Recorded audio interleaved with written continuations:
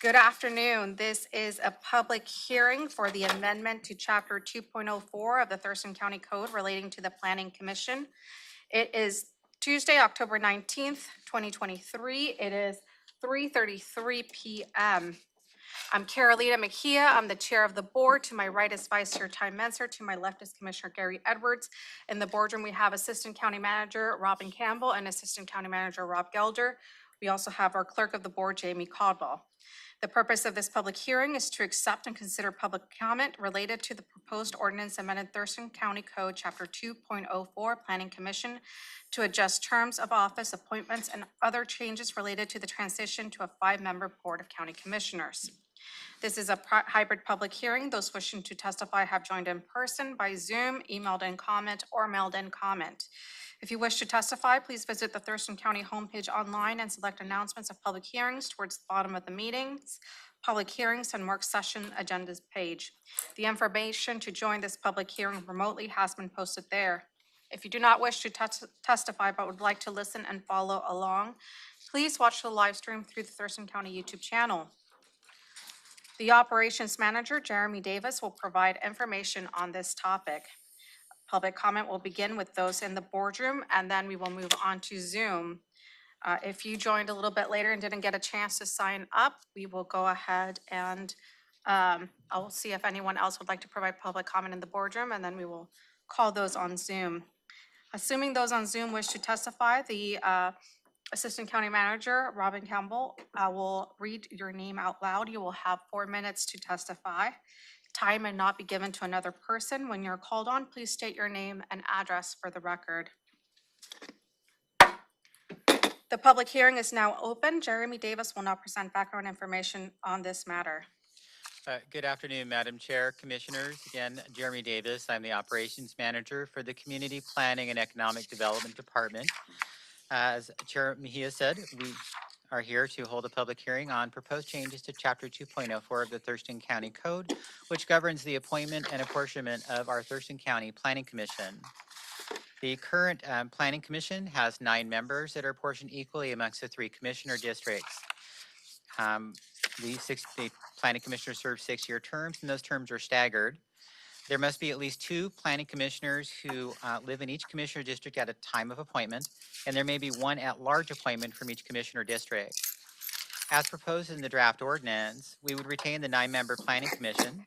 We would continue to operate under RCW Chapter 3563, which is where we've operated for quite a number of years. The apportionment of the planning commissioners as proposed would change as follows. We would have 1 member nominated from each of the 5 new or current from each county commissioner district, and then we would have 4 at-large members. The proposed ordinance would change the term from 6 years down to 4 years. We would rescind current appointments. At the time of initial appointment, some of the terms, of course, will be staggered and some will be longer, which will allow for continuity among planning commissioners.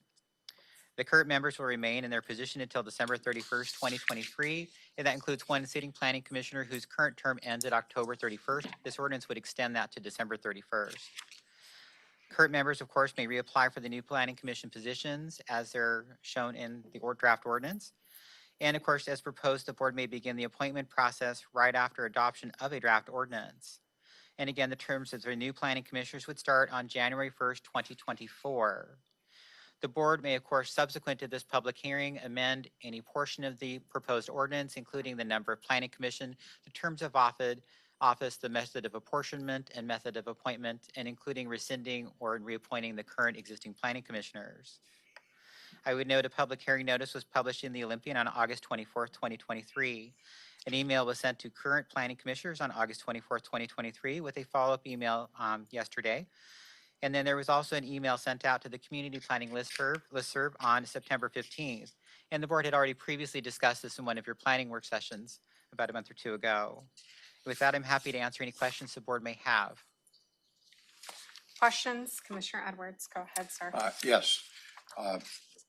Early in your presentation here, you said, and I believe it was in reference to when we have 5 commissioners, and there'll be 2 appointments from each district. You said they need to reside in the district at the time of the appointment. And what I'm curious about is, should they move, what happens? Can they continue to serve for their term or The what? current code, chapter 2.04, requires that two planning commissioners from each district of the three that may be nominated by each county commissioner must reside in the district where they're appointed from. That means they must live in there. Should they move subsequent to that, they continue to serve their term on the planning commission for the remainder of their term. They don't have to resign or anything like that. Okay, thank you. Thank you. Questions, Commissioner Munster? No questions. Okay. No questions from me on this. All right, thank you. And staff is, of course, recommending the board close the public hearing and schedule a subsequent work session to discuss the comments heard today. And we also received 5 written comments by email, which I provided copies to the board. Thank you. Okay. Next is public testimony. We had kind of a mix-up with the sign-up, so I'll go through one list first and then through the other. If I call your name and you're on the wrong list, just let me know. But I'm going with what you wrote on the subject. First one I'm seeing here is Adan.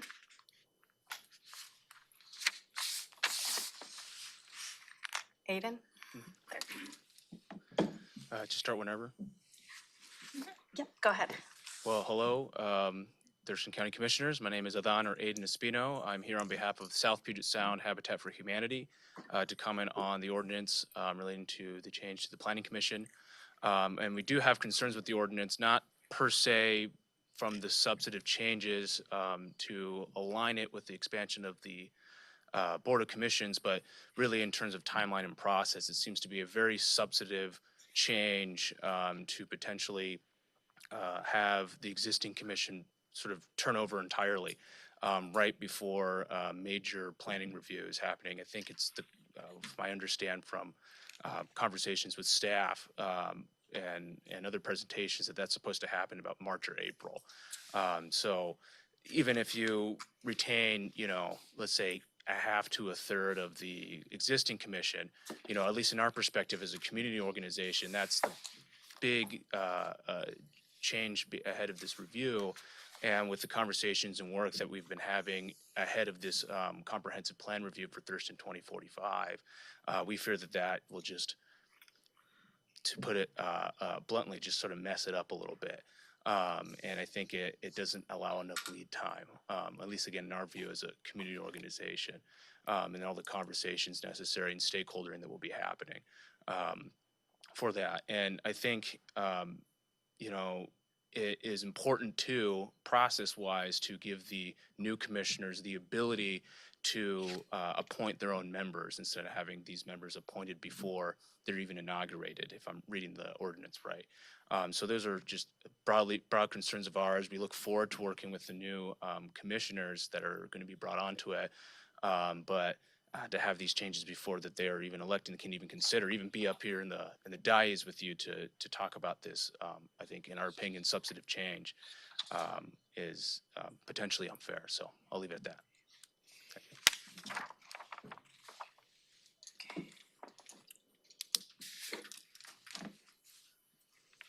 Next is John Pettit.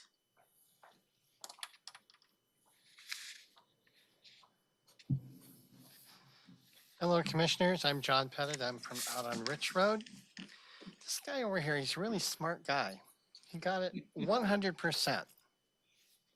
You're going to have a couple new county commissioners. Every commissioner should have the complete opportunity when you're bringing in a revision of an ordinance to partake in the activity of revising that. We have, there's 4 candidates right now out there. 2 of them are going to end up here. And it would only seem appropriate that if they're going to be involved, then they should be involved from scratch A all the way through. I took a look at the general ordinance. I understand the concept, but there's also a matter of consistency and proper order. And one of those things is if you're doing something for one commission or one committee, you need to be doing it across the line for all of them. Do you have a plan right now for the Veterans Advisory Board? That's one of these boards that you make appointments. I mean, if you're going to do something, you need to be very consistent Um, I happen to think we have some pretty good candidates coming up. People that have shown up right here and talked to you guys. I think that they're entitled to the right, just like you would like to have the right, if you were going to be coming into office, to be able to be involved with how the process is going to work for your future appointments that you might make. So like I said, the guy's a smart guy. There's probably a few more smart ones out here. So thank you much. Next is Vivian Eason.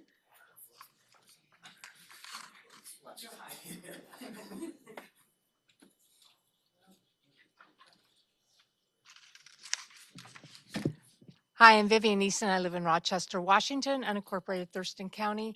And I agree with what's already been said, with this really smart guy over here, is that it should wait till new commissioners are elected. And I have a real issue with appointments that are politically motivated. Someone who serves on the Planning Commission should have experience, and they should have to apply and be knowledgeable in that position. This week I've gotten educated on some other boards, and I've found that there's more and more political appointments of people that, and you removed people that had been there longer. So I have an issue with that, and I think it should wait. And I'm not even sure I like the idea that commissioners get to appoint their person for a planning commission board that mostly affects unincorporated Thurston County. I know they affect other things throughout the county, but they affect a lot of people that live in unincorporated Thurston County. So my suggestion would be that you wait until the new county commissioners are elected, but also look at leaving people in their positions unless there is an issue with that newly elected person. Like, for instance, if somebody was elected and maybe they're okay with that person finishing their term, and then you bring on new people, but you shouldn't change the whole commission out at one time, especially when they have so much work on their plate already. So that's my thought, is that you stay status quo, you wait for the new commissioners to get on board and get settled, and decide then on how they would like input on how the commission is chosen also. Thank you. Next is Terry Ballard.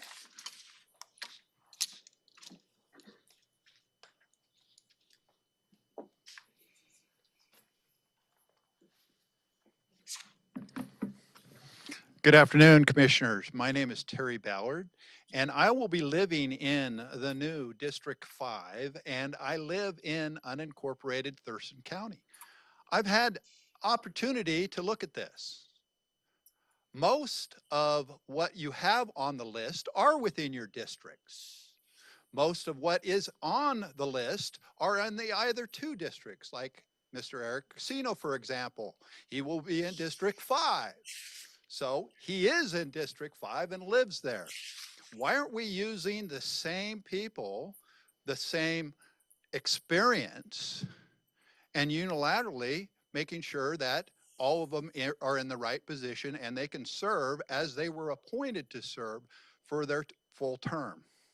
Now, we just appointed a bunch of people on the Fair Board. Really?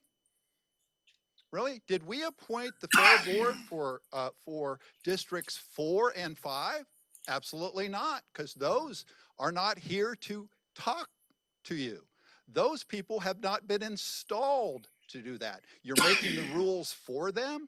This sounds like the legislative declaration for the Open Public Meeting Act. You're here to exist. All boards, all commissions, everybody's here to exist to aid in the conduct of the people's business, not to tell them what they are, not to tell them what they need, not to make the decision for them. The people of the state do not yield to their sovereignty to the agencies which serve them. The people, to know, in delegating authority, we do not give their public servants the right to decide what is good for the people to know and what is not good for them to know. You don't decide. It's for the public to decide. And you represent the public. The public doesn't represent You represent the public. The public doesn't represent you. In closing, public agencies are encouraged to incorporate and accept public comment during their decision-making process. You usually just decide in an agenda-setting meeting on what goes on here, okay? And it's continually happening, and this is wrong. In closure, I will put this to you. You are outside of the county seat here. You have no right to agree or disagree, vote for or against any legislation. All the legislation in this county meeting should be null and void from the start. This was accepted, and a paper written by then Deputy Attorney General Christina Gregoire, who was the first female deputy of our state.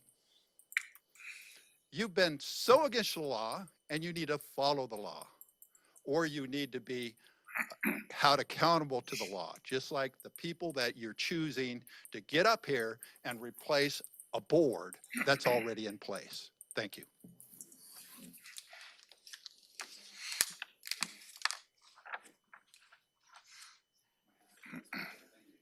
This is zoning, okay. Kevin Pessinger?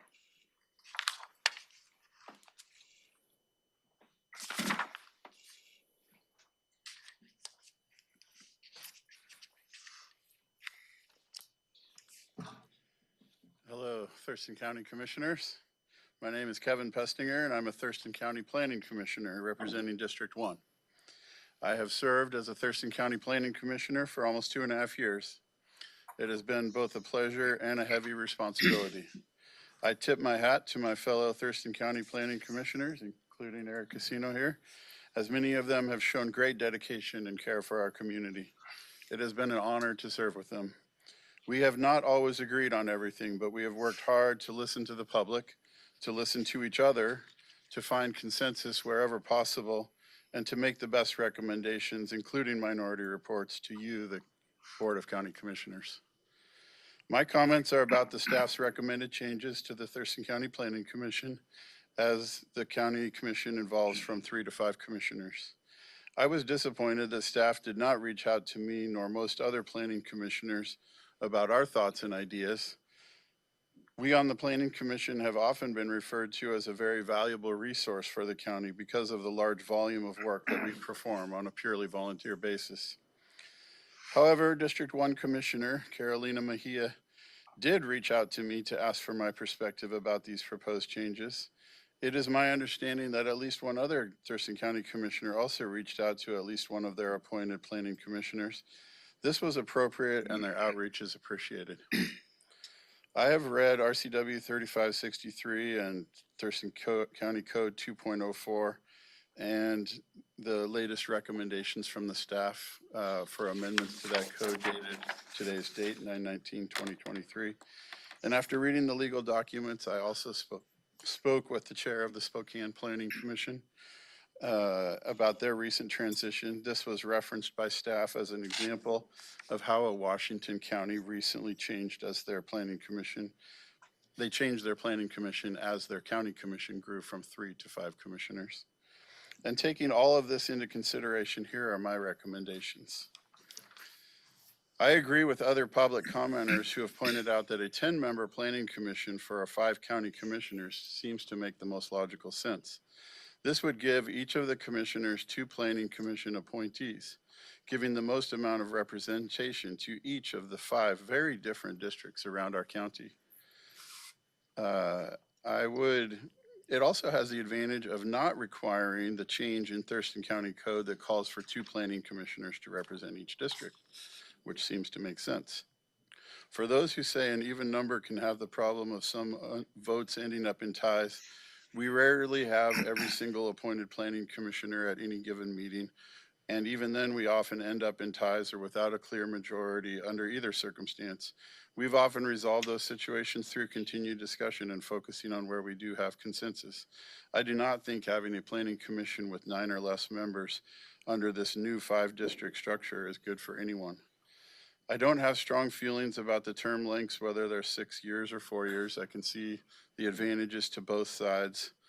However, when it comes to the table or matrix of appointments by district and term lengths, or sometimes called apportionment, it was referenced in attachment B. I can see how it's simplest to just count upwards from 1 year to 4 year terms in allocation, but I don't believe that has the most desirable outcome. And I think there's much better outcomes if instead we were to apportion it. For example, if it was 10-member planning commission, that District 1, District 2, District 3, 4, and 5, each one could have either alternating 3 and 2 years or 4 and 1 years, where each of their 2 commissioners' total term lengths would be 5 years. That would be very equal to each of the commissioners and a lot fairer.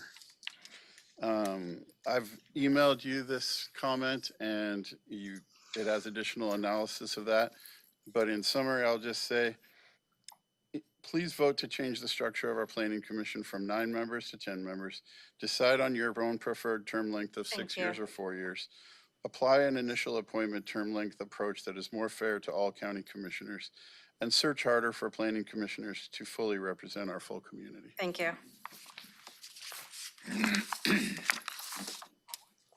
Anyone else in the boardroom here for the planning commissioner? Okay. And then we will move to Zoom. And if those on Zoom can raise your hands so we can split them apart between the Grand Mound and the Planning Commission, that would be greatly appreciated. Go ahead, you have 4 minutes, sir. Good afternoon, Commissioners. My name is Eric Casino, and I live in District 3, or Commissioner Edwards' district now. I'll be in the new District 5 when it comes along. I live on the northwest shore of Long Lake. I wasn't planning on speaking this afternoon, but since my name's been called out a couple of times, I figured I should probably at least say something. And I should also note that I am the chair, this season's chair of the Thurston County Planning Commission. One of the things that I think that we should probably all consider is that the Planning Commission is not an extension of the political process. It's really, its purpose is to be a public oversight body. One of the things that we're supposed to do is keep an eye not only on what the board is doing, but also what staff is doing. It's supposed to come through us to get our opinion on it, and I think it should be above politics. So attaching terms of planning commissioners directly to terms of county commissioners goes against that. It should be a apolitical position that is not necessarily attached to you folks. The other thing that I'm concerned about is I think that this particular ordinance is legally questionable at best. In fact, I think that it's probably unlawful. There's no provision in Thurston County Code at this point for the removal of a planning commissioner. There's certainly not a process for the wholesale disbanding of a current planning commission. And there is a provision within the RCW to dismiss a particular planning commissioner, but it's only after a public hearing and for a specific cause, being inefficiency, neglect of duty, or malfeasance of office. I think it'd be very hard to describe the work that the current planning commission has done as any of those things. To wholesale dismiss the whole commission, I think would be a huge mistake. I think that it would also be beneficial to the county if we are going to try to figure out a new format for the planning commission to consult the planning commission like Commissioner Pestinger suggested. I understand sometimes that asking people how they want to lose their job is not the best way to get a good answer. But I think that the Planning Commission, if you do value their input, you should have it on this particular issue as well. Thank you very much. Can I ask Please. Christina a question? Go ahead. So I'm just curious about this. First, I've heard of the argument that, maybe we can't Yeah. dismiss. But like in my case, only one of my commissioners of my 3 is going to reside in my new district. Mm-hmm. So there would be no, and let's say we did So you 2. might not have one, would you? Well, I could have one, Mm-hmm. but if the rule were I couldn't unseat my commissioner, that would basically, you're saying that would dictate that the 2 commissioners that are going to be in the new district, so the new commissioner would get no choice because he'd have to inherit, or she would have to inherit my 2 that are now out of my district. Is that what you're That's thinking of the law possibly is? a consequence of it. The Okay. law addresses the appointments, not the continued service of them, other than the RCW that talks about how to dismiss them.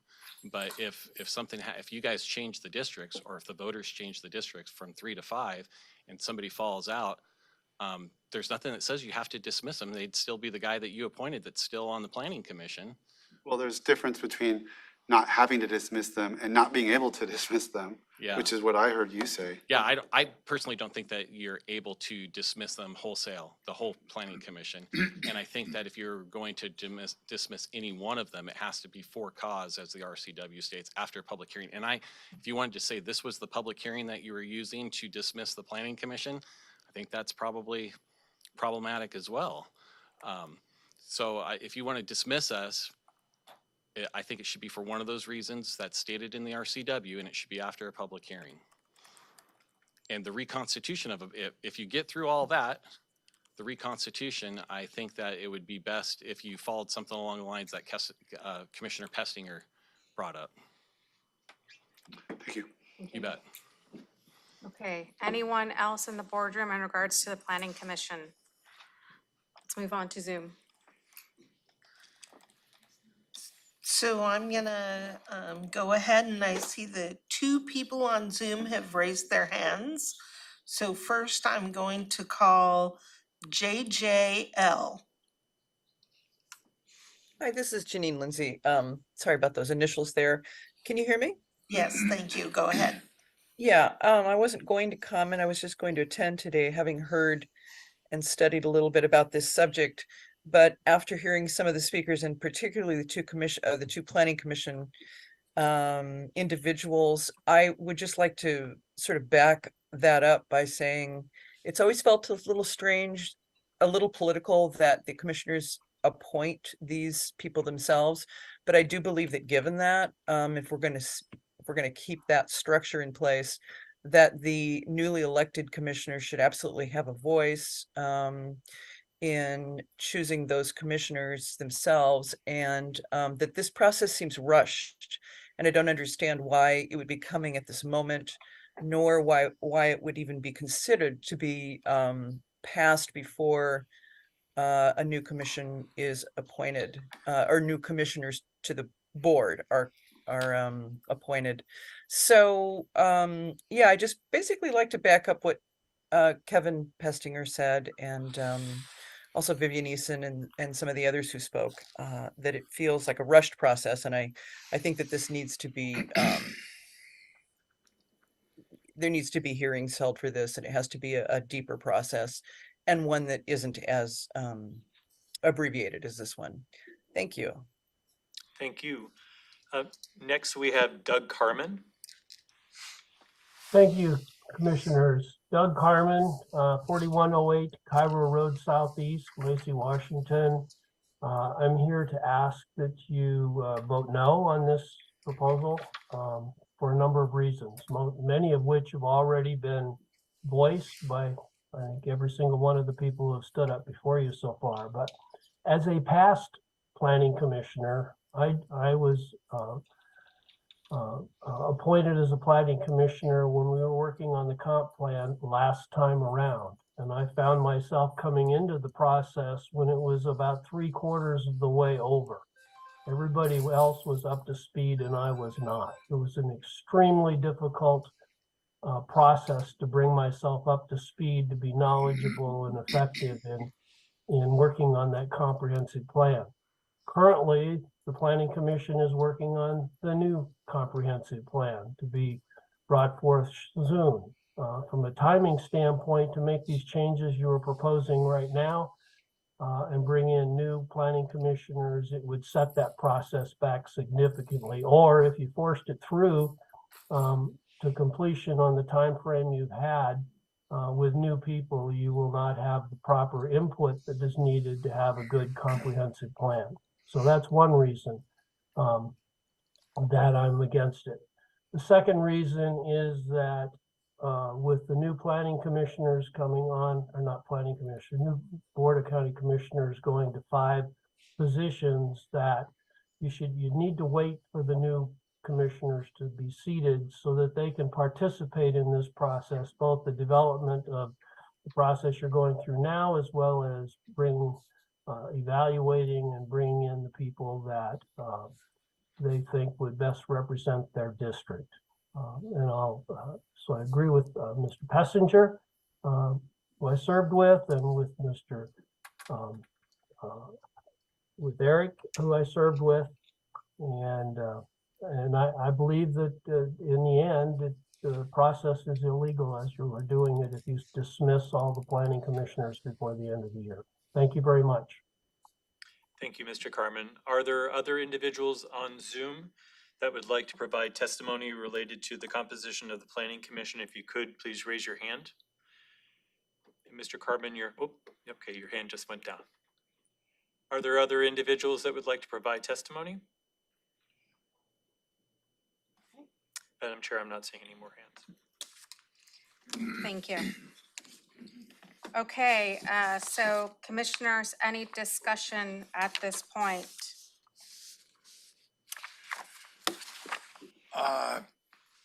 I do have my concerns that might reflect what we've heard here tonight, but I think we're gonna be scheduled for a complete session to hash this out, right? Sure. So to honor our time and those folks that have stepped forward for another hearing, I would say we ought to move on to the Grand Mound thing. Thank you. Commissioner Munzer. I'm fine with that proposal. Thank you. Okay. And so a work session will be scheduled for this public hearing at a future date. And we had discussion on this as well this morning and this public hearing, and that's when we agreed that maybe a work session would be the best next step for this. So at this time, is there a motion to close the public hearing? Madam Chair, it might be worth noting, just because a couple of folks talked about the process, and I know one of the reasons we're moving this forward this fall was because we talked to Spokane, our county manager. I made sure our county manager spoke with the Spokane county manager because they just went through this process and about all kinds of things related to county government transition. But one of the number one things they told our county manager was get these boards and commissions sorted through before, not that you're gonna appoint the folks, not that you would appoint the seats pertaining to the new districts, but get the structural stuff sorted through.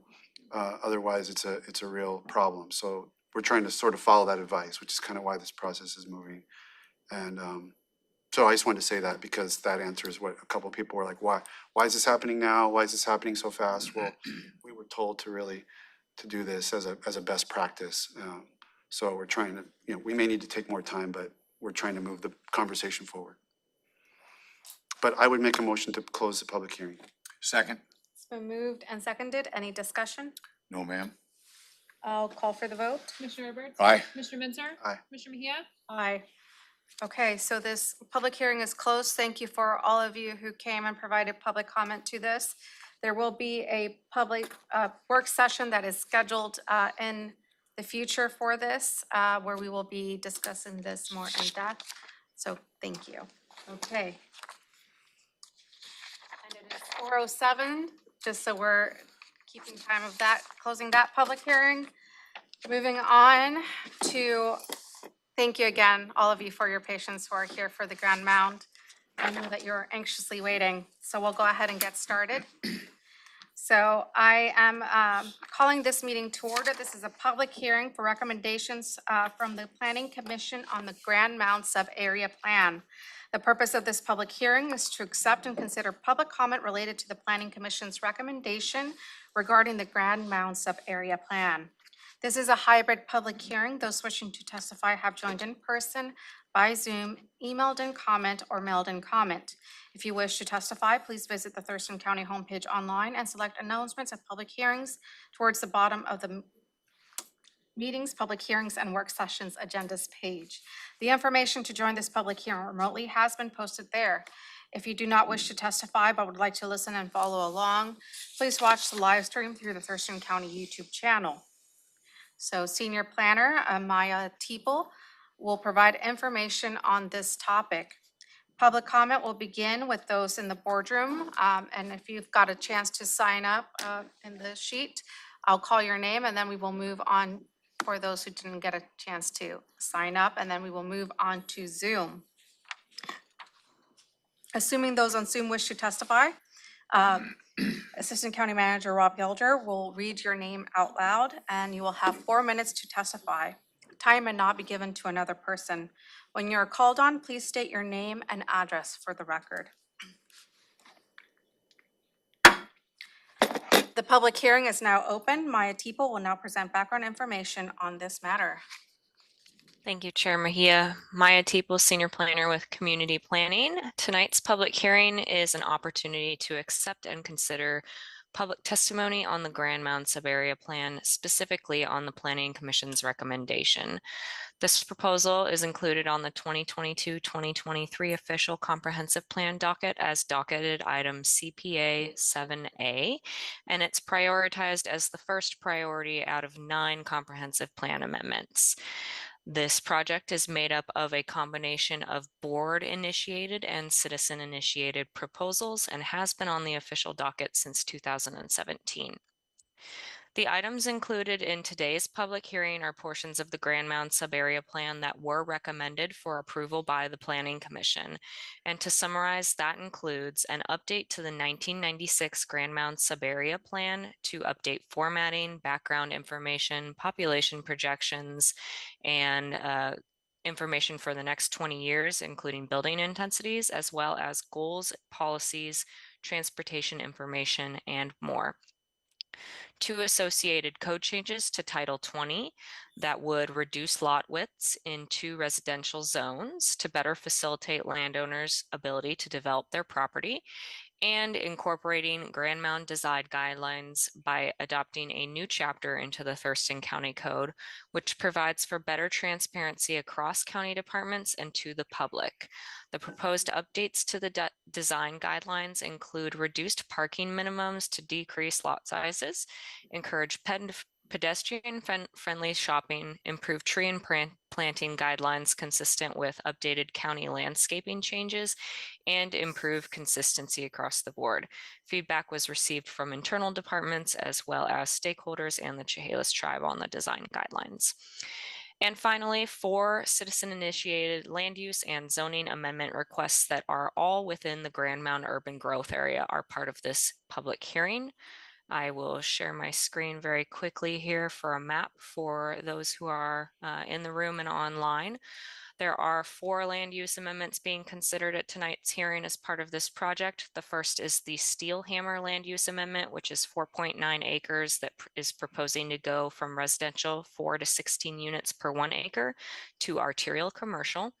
The second is the West Thurston Fire Authority, which is 0.6 acres, proposing to go to residential, from residential 4 to 16 per 1 acre to arterial commercial.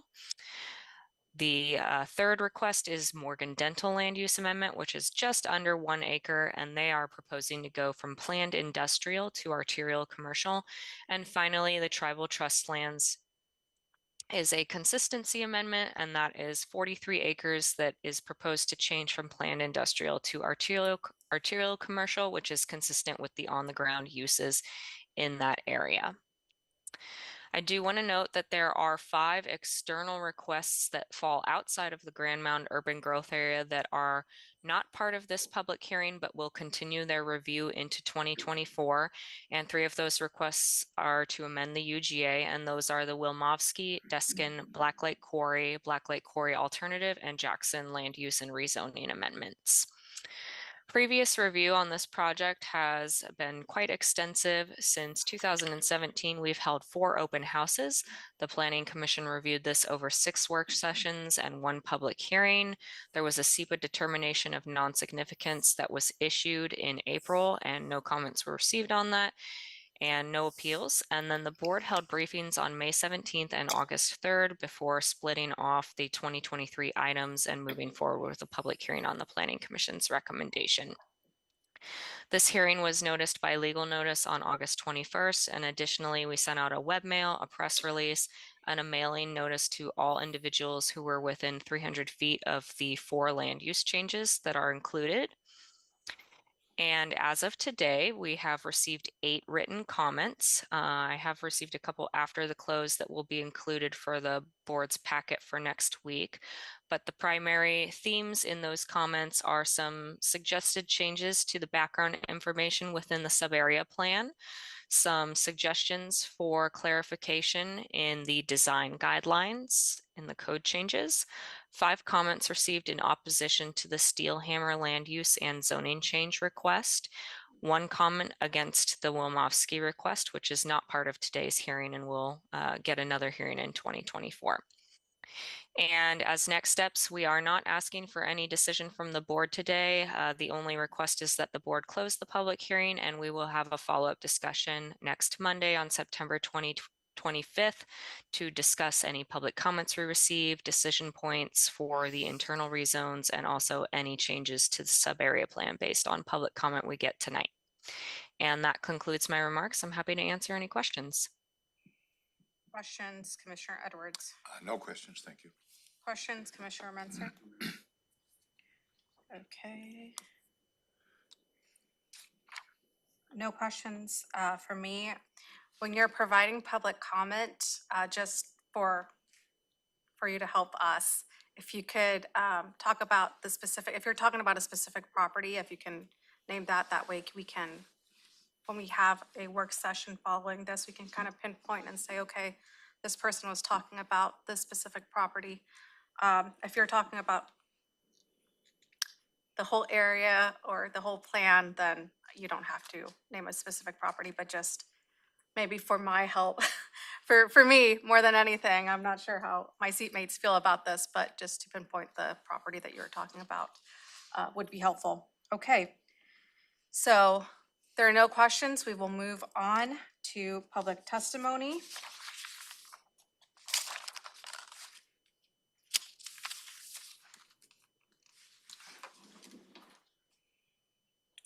Carolyn? Is that Carolyn? Carolyn Wellandy? Wheeland? Wellandy?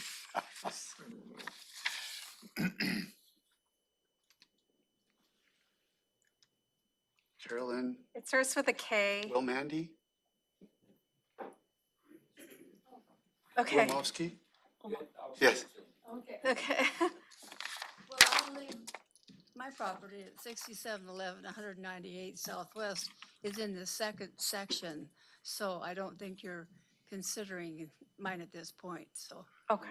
Okay, thank you. Okay, well, Mosky. Thank you. Okay, next is Terry Ballard.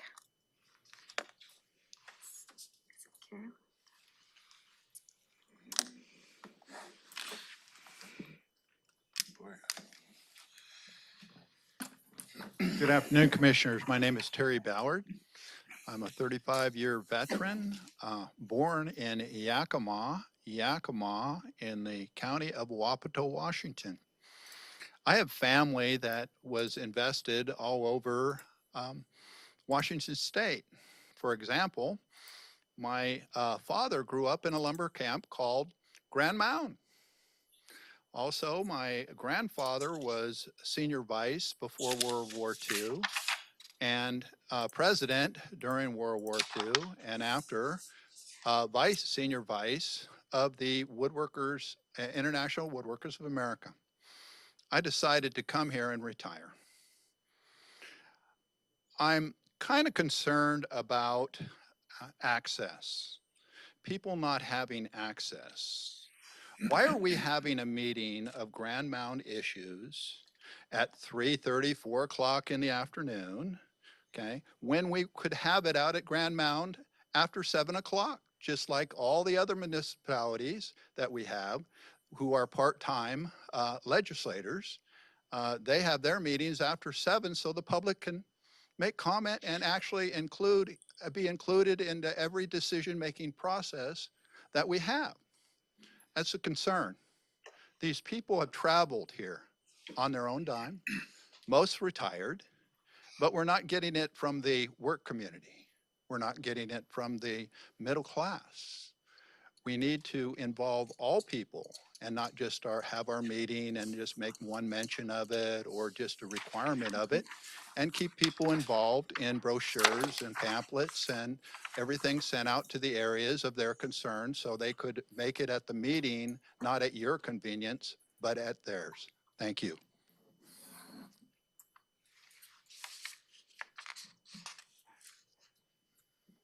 You marked no, but I will still call on you, and if you change your mind, Dennis Peterson?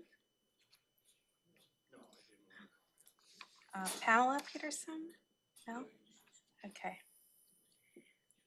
You also marked no, but just calling to see if you change your mind.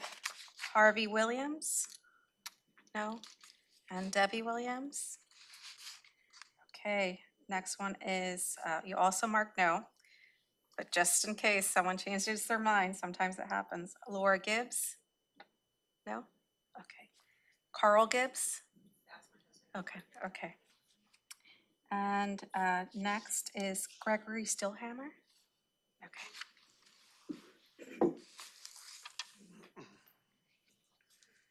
I'll be brief. Good afternoon, commissioners. My name is Gregory Steelhammer. I live at 217 River Heights, Centralia. I'm here with my sister Gail, representing Margaret Steelhammer, our mother, in support of her comprehensive plan amendment to rezone her Grand Mound parcels, which they've owned since 1978. These parcels total 4.91 acres based on 2003 property taxes and are located on Highway 99 directly across the road from the Great Wolf Lodge. And everyone knows where the Great Wolf Lodge is. My parents initiated this amendment nearly 12 years ago to have the zoning changed from multifamily to commercial on these parcels along a heavily traveled commercial corridor and major arterial. These parcels easily lend themselves to commercial use. Since my parents initiated this amendment, several other businesses have been constructed and open along this corridor. We would like these parcels developed by our family or others into a commercial business that is compatible with nearby businesses, thereby continuing to further improve the Grand Mound area and benefit local residents. This should also create additional jobs and increase county and state revenue. And that's all I have. Thank you. Thank you. Are there any questions or? I do have a question, if I could. Go ahead. You said this was started by your family 12 years ago? Yes. Was there any reason given that it took As this to long? why it wasn't approved before now? Yeah. Maybe my sister could address that. She attended the local meetings. Yeah, Mom and I have gone to all of these open houses that you've had out at Grand Mound. I'm sorry, I'm Gail Jobs. And at these, nobody's ever asked us for, I mean, they say, yes, we know you want to be rezoned and we're working on it. But nothing has been done in all this time. So she's been very patient. I mean, she paid for a rezoning. And we have the stamped date on a paper here of when it was actually requested. You don't happen to have the dollar amount, do you? Of the. You paid 12 years ago for something. Yeah, no, I don't know that, Any right? rough idea? $1,000. I Just- told my just- mother. Okay, thank you. Thank you. Anyway, Um, so, We're gonna look at it We're for you. gonna- We're going to continue on with public comment, and then if you would like to provide additional public comment, we'll okay, call you for a hand. perfect. Thank you very Okay. much. Mary Steelhammer? No? Okay. Next is Vivian Eason.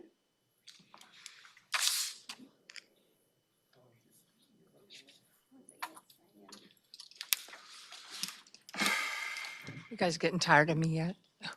I'm Vivian Easton. I live in Rochester, Washington. And what you're hearing is nothing new that we've experienced out in Grand Mound, Rochester, South Thurston County for a long, long time, is people not being able to get their zonings done or get building permits. I was talking to one person, it's taken them 3 years and $24,000 in permit fees to build a house.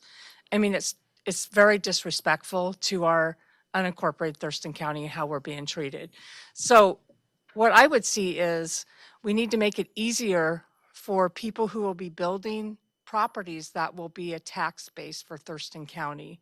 So you get these rezoned, they can build businesses that will actually pay taxes.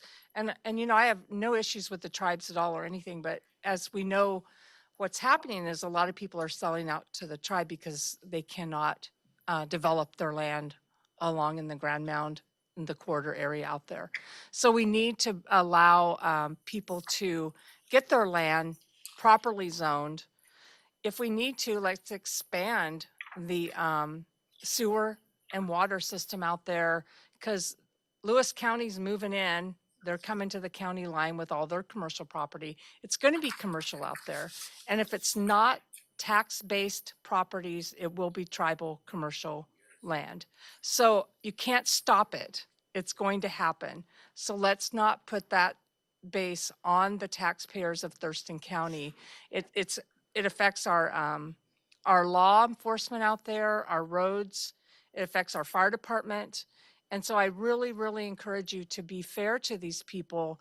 And I've heard, I hear about every day, it's South Thurston County is being, they're having to carry the weight of all the requirements of the county on their backs. So let's change our zoning to long-term ag to you can no longer develop your land.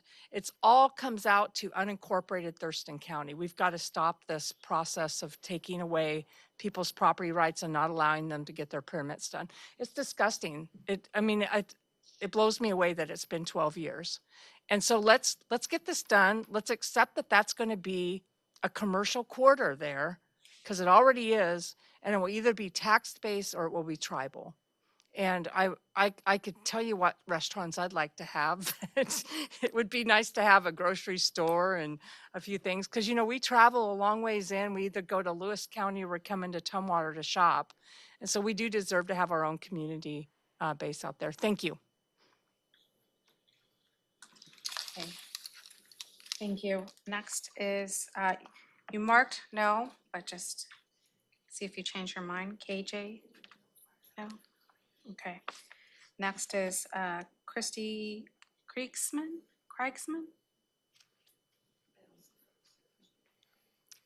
Hi, I'm Christy Kriegsman. I live on Old Highway 99 between exit 88 and the racetrack.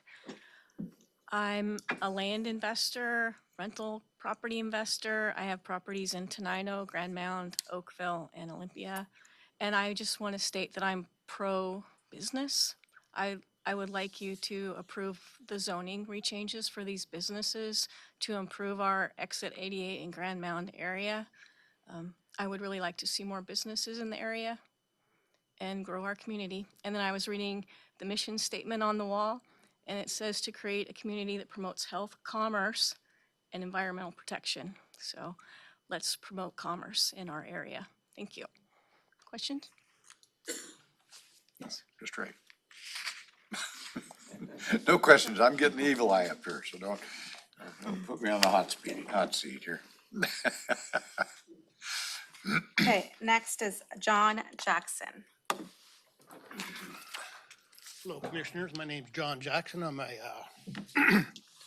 a signatory with the Ironworkers Union. I currently have a business on Jere Street, which is directly across the street from the zoning changing that I'm trying to establish.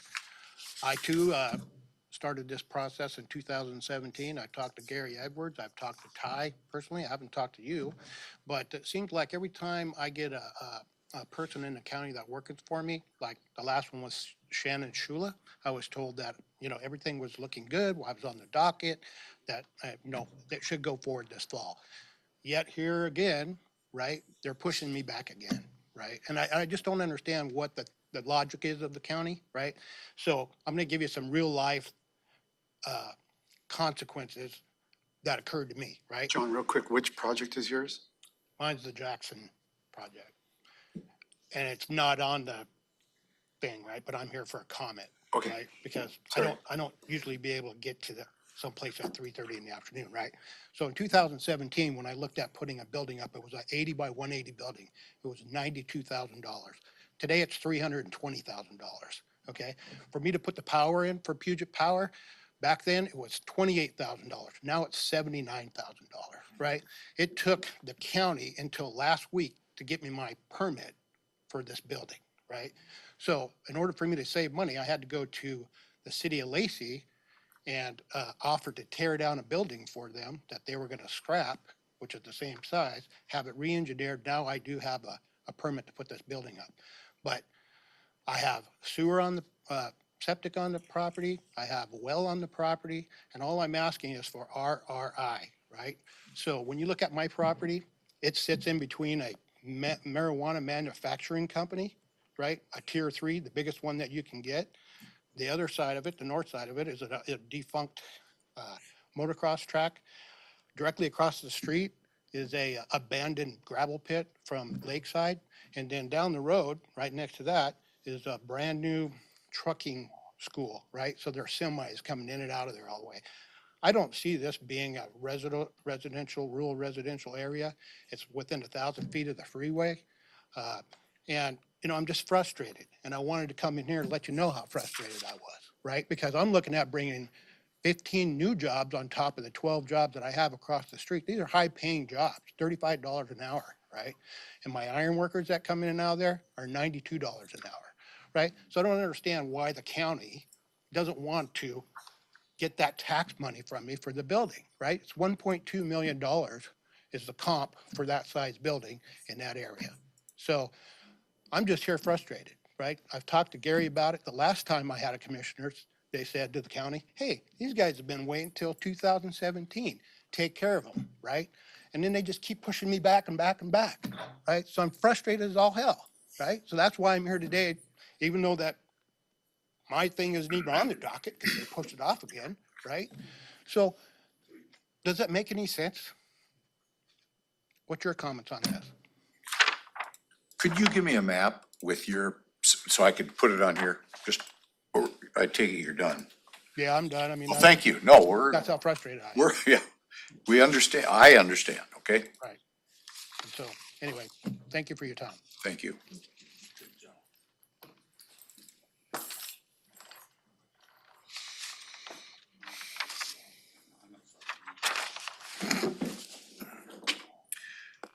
Jerry Sandy? Jerry Sandy? Starts with a J. Jerry Sandy? Jerry? Oh, yes. S-A. J-I-E-R-E-S? Yeah, Okay. I've been here so long, I forgot what I came here for. I am 77-year-old. My name is Jerry Saadi. I live in Rochester, not Grand Mound, because there is no Grand Mound. I live in 7404191, but I own a property next to fire department across Great Wolf. What the question is, you keep saying Grand Mound. There is no Grand Mound. My zip code is 98531. It is Centralia address, you guys. You keep saying Grand Mound. There is no ground. Gary knows that. He just came to the auction for our school. He collect a lot of money for us. Thank you, Gary. We appreciate that. But we given the tribe, they don't need to change their property to commercial because they don't need building permit. They do anything they want. The labor industry cannot go at their property when they put in a building. I mean, we fight the regular people, like the dentist trying to put a building. How long he been applying for it? You are not giving him permit, but the tribes, they will come in and they do that. When they change in the zoning at the property they bought behind the Junction Tavern, this property, when they apply from the government loan to buy it, supposed to build houses and golf course. They never build anything. They go and put commercial. They just bought the 10-acre from where the lady, she used to wash dog. And we keep helping them. They don't pay any taxes. Shell Station, it's packed full, and Arco Station across the street broke. They don't pay taxes, but the guy across the street in Arco buying taxes. And here we go in zone 1, 2, 3 property because the tribe looking to buy Steelhammer property. I guarantee that they trying to buy it. Steelhammer, they changing it to commercial because the tribe want to buy it. Okay, now we have 2 houses pass AA Auto used to be the wrecking yard, and that's from there, that's all it resident. It go all the way to Grand Mount Way. The house and going all the way to the tracks, that's commercial. But that's how you go and have one house here commercial and one house is not, and one house is not, and this piece is commercial. So you squeeze in the little people, the one we cannot go to apply to change my property to commercial.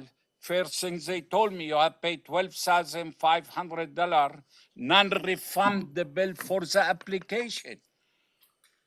I mean, feel with us, we are not asking for $1 million. We asking just, we wasting our time for that.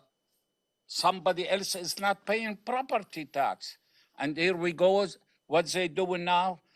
They fight in the fire department because they don't want to pay enough money, the tribe.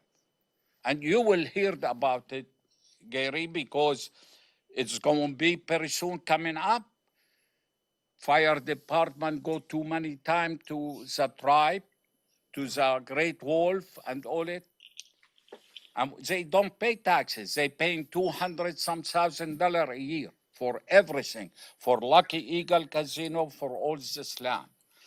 I thank you. I am sorry to say it, what I said, but it is a right for all the community. You want to change it commercial?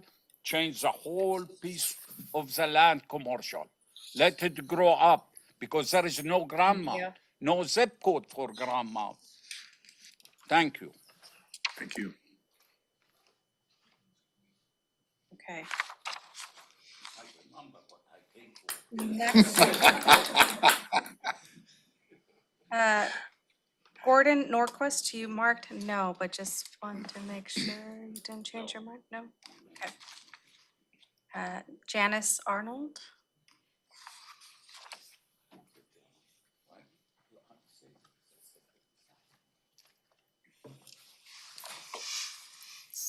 My name is Janice Arnold. This is my husband, Stan Klein. We are from Grand Mound, 20604 Grand Mound Way, right across the street from the Great Wolf Lodge. And we're here to, we already submitted detailed comments about the fire station and the Steelhammer rezone. So I'm going to take a more candid approach.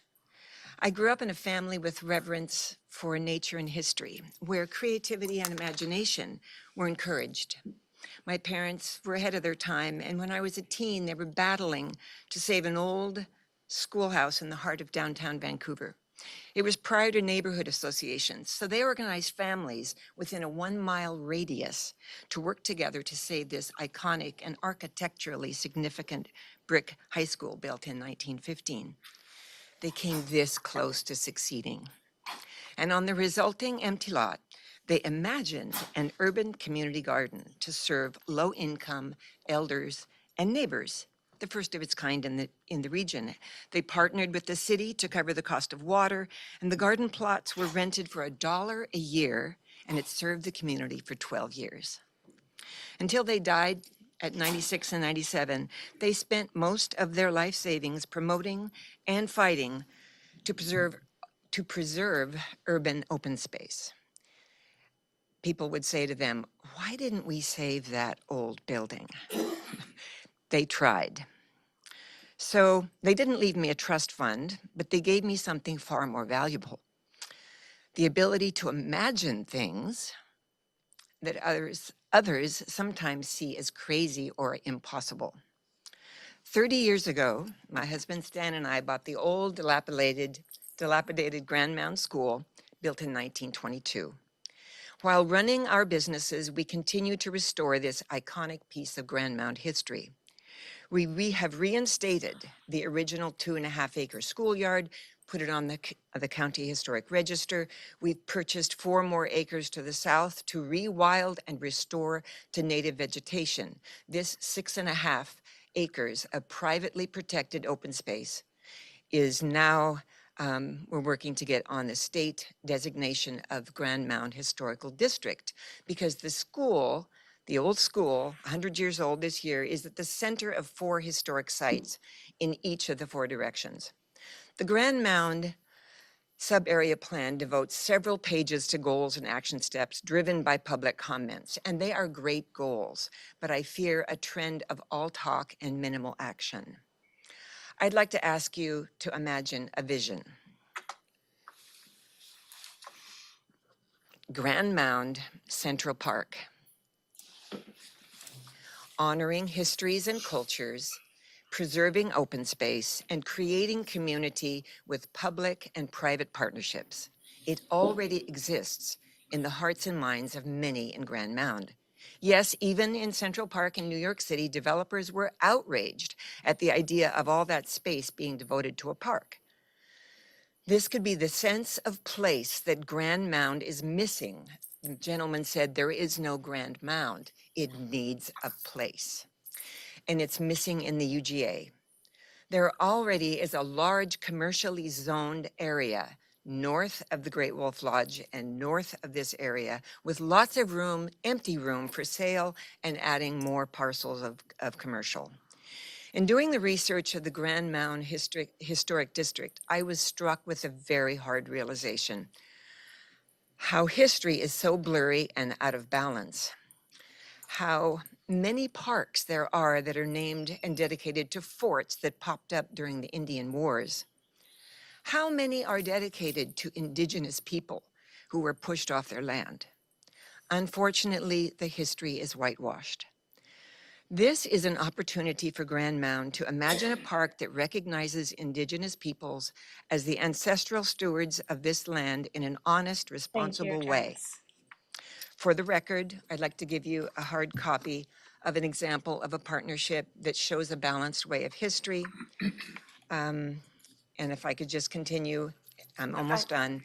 With the right, Time is up, but Stan is next, and he can finish up. where did you leave off? Right here. It's just 2 things.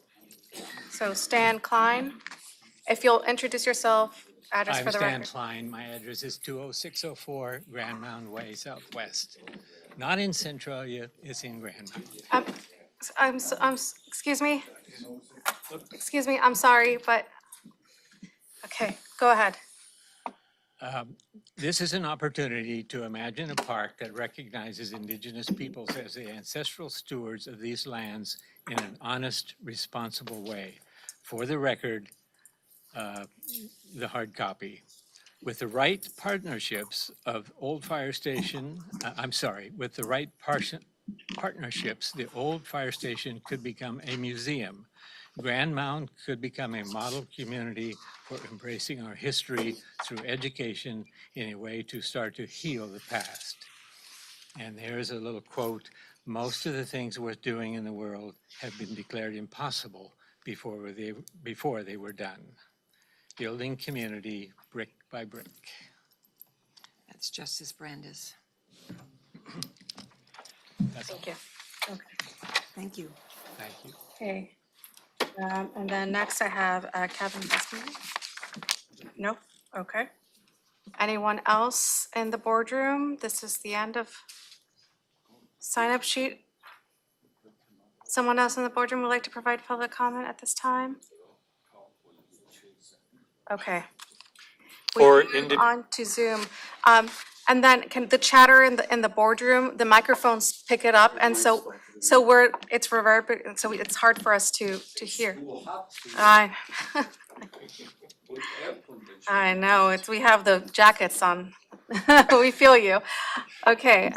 For individuals joining the board today on Zoom, if you would like to provide testimony on the Grand Mound Sub-Area Plan, please raise your hand so that we can know that you'd like to testify.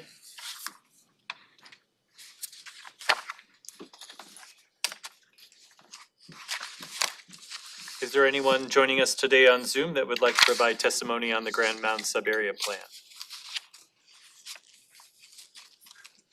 Madam Chair, I'm not seeing anyone raise their hand. Okay. This is Dawn Hooper. I would like to make a short comment. Janice Arnold? Dawn Hooper. Dawn Hooper, I'm sorry, your name on your Zoom says Janice, sorry. Dawn Hooper? Janice, I received the Zoom link from Janice. And my comment is brief. I would like to support the comments that Janice and Can Stan. you introduce yourself and your address for the record, please? And then you have Sorry, one that's you missed that. I'm Dawn Hooper. I'm from Olympia, and I'm very familiar with the area that we're discussing. And I want to voice support for the comments that Janice Arnold and Stan Klein have just made, and that thought and attention be given to the long view. And this is with respect to all the comments I've heard of the people who would like to be able to use their land, but that time and attention be given to the long view of how this land can be used, and that the center for this area can reflect the history and the sense of place that exists there and can exist, and that the integrity of a broader area be respected, so that it doesn't become a long continuous commercial development that really has no soul or no heartbeat. So that's what I'd like to say. Thank you. Thank you, Ms. Hooper. Are there any other individuals joining us on Zoom that would like to provide testimony? Please use the raise hand feature. Or unmute yourself and let me know if you don't know where to find your raise hand. Thank you. And Madam Chair, I believe that concludes the online testimony. anyone else? I actually have something that Maya asked me to bring. Oh, I can do that. Oh, okay. Okay. That's all it was. Okay. And it does have the original stamp date on it. Okay. So being that there is no additional public comment, we'll go ahead and move to discussion. I think, again, this looks like we need to have some in-depth discussion. I have to say, I don't know why everything is piecemeal. And I think the gentleman that maybe was harder to understand got quite a point across. So anyway, but all things considered, here, I want to thank everybody for coming in and talking about this. This was one of our better public meetings. Thank you so much. Commissioner, can I ask what you mean by piecemeal? The way this has been accomplished, and I guess I can only refer back to the Steelhammer process of 12 years ago when they made application, and it seems like everything kind of gets put off. And so I'm hoping that we can start working with folks instead of maybe delaying the process. That's all. Thank you. Because the old man, he died, and now the Sorry, sir. Excuse me. Yeah. Okay, so we will be having a follow-up hearing on this. And it is scheduled for Monday. And I know right now, we had 30 minutes scheduled, but a longer time has been requested for that hearing. To an hour, but Yeah, up to an hour, but probably not it's, enough, right? it'll probably not be enough time. But that hour has been, instead of just to go over public comment today. Any additional discussion on this item? I would just say that, you know, I'm not speaking to any delay because that's never a good thing, but the process for this sub-area plan is unusual for the board, the way we bundled the sub-area plan and all of the individual projects into one bundle in an effort to not do things piecemeal. That's why I asked what you meant by that, No, because we're making headway. because, you know, when you see them one at a time, you sort of lose that whole concept of a holistic look at the Grand Mound UGA as a whole. So that's what this is about and why there's so many different strands, but it was trying to avoid piecemeal decision-making, which often gets you way off track, you know. You can do a little better, we can consider everything in one package, but it means it's slower for some folks, faster for other folks. And that's kind of the way we proceeded on this one. Yeah, this was one of the ones when I first came on the board that I was surprised at how long it had honestly taken and that it was still kind of in the back. And I think that's why all of the board, really, this was their number one priority to get the Grand Mound sub-area plan done and actually on the forefront. So this has been a priority. I hear your frustration. I mean, having these applications for so long and not getting a result or not getting an answer, you know, for this long extended period of time, you know, I understand is frustrating. But it is a priority, I think, for all of the board to actually get some headway in this. And, you know, this is kind of in an effort to start addressing some of those rezones that have come in front of us and start making decisions on them and having those conversations. Madam Chair, it does not say number one priority like in slang. She means officially. There are 23 items, we rank them, and this was number one by this board because of that. We knew that some of the projects had been around for so long, so hopefully we'll get some things done by the end of the year. Yeah, so there will be a follow-up discussion on this on Monday. This will probably be just first of a couple of discussions. How many are we in the Shoreline Master Plan? 7. So with projects like this, it takes the three of us a couple of times to kind of break it down and just have these really in-depth discussions and hear from you all. You know, if there is additional comments that you would like to make, you're always welcome to send them to us. We're reviewing them constantly, and we're bringing up, you know, if new stuff comes up, we're discussing them at these work sessions. So there was something that maybe you couldn't say at this time, or something you think about later on. I know it happens to me. I'm like, should have said that. Please feel free to send us an email or, you know, give us a call, and we'll be sure to bring this to our work sessions. Okay. With that, is there any further discussion? Not at this time. I think we need to move into that work session farther down the road. I move to close the public hearing. Second? It's been moved and seconded. Any discussion? No, sir. No, ma'am. I'll call for the vote. Commissioner Edwards? Aye. Commissioner Mensah? Commissioner Mejia? Aye. Okay, it is 4:52. We are adjourned. Thank you all for coming.